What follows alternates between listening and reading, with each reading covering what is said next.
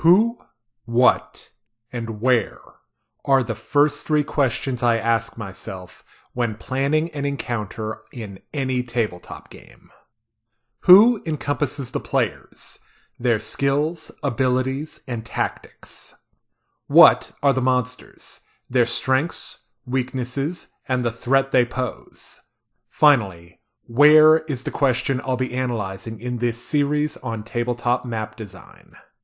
I'll be delving into specific map concepts, the premise for the fight that happens there, and how that will challenge and reward the players in your next tabletop game. Be it Pathfinder 1st or 2nd edition, any of the excellent versions of Dungeons & Dragons, or any other system that requires a grid-based map. The map concept I'll be looking at today is one I call power position. The premise is the players are facing one well-prepared and entrenched boss capable of long-ranged combat. This map is best used with players without too many different movement types at their disposal, things like fly, teleportation, etc.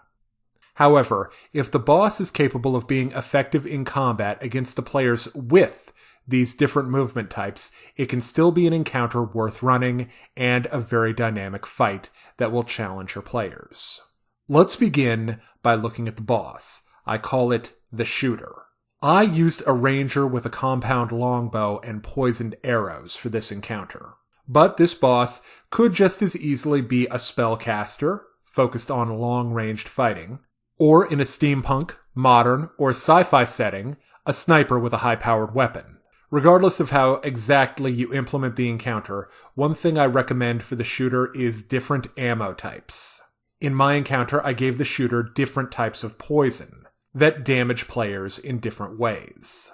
Starting off the fight, it's best not to do as much damage as possible, but instead to inflict a minor status condition.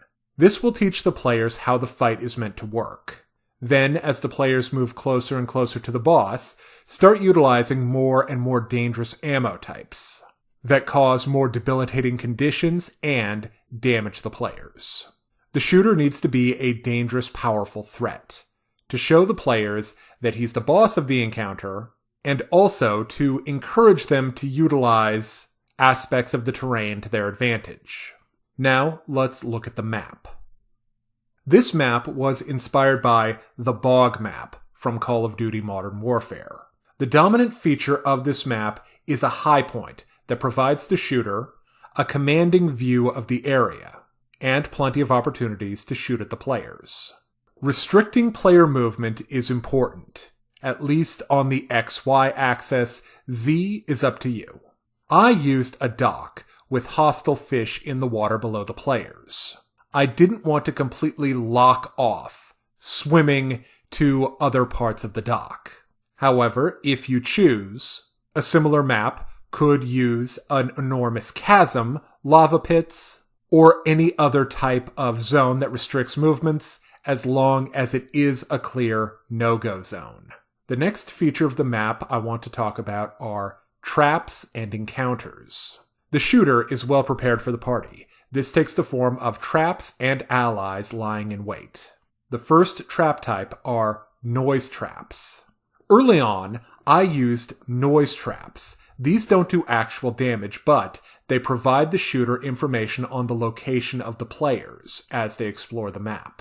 This telegraphs to the players that strategic movement is important, as well as informs them that traps will be part of the encounter. Next, spawn traps. At certain points, activating a trap will spawn a minor enemy that the players will have to fight along the way. The minor enemies encountered in this area are up to you. If the shooter is a bandit chieftain, they could be henchmen. If the shooter is an ex-military ranger, they could be trained fighting animals. If the shooter is some type of cultist, there could be actual summoned supernatural entities lying in wait for the players. Regardless, these encounters provide an opportunity for the shooter to take some free pot shots as the players fight off lesser threats. Finally, damage traps. As the player approaches the boss, They encounter traps that deal HP damage, things like explosive barrels, fire traps, etc. Now, for players that plan on running straight to the boss as fast as possible, it's likely that they'll activate multiple damage traps on the way. The next aspect of the map I'd like to highlight is cover. Not every aspect of the map favors the shooter. Features like crates, barrels, and buildings provide cover for a player, as well as provide an opportunity for having a trap. The distance between cover will change the speed at which the encounter plays out.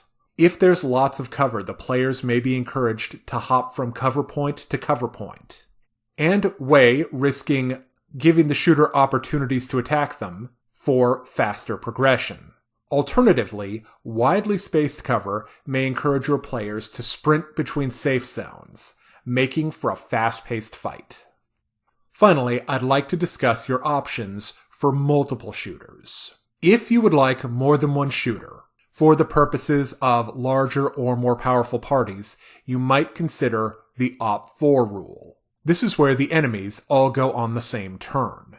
This can help hide the number of shooters, and gives your players an opportunity to use their perception skills to track down the number of enemies taking shots at them.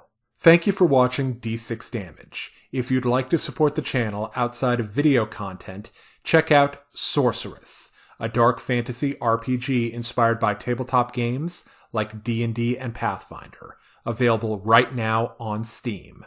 The link is down in the description. And if you'd like to take your game further, join the D6 Damage Discord.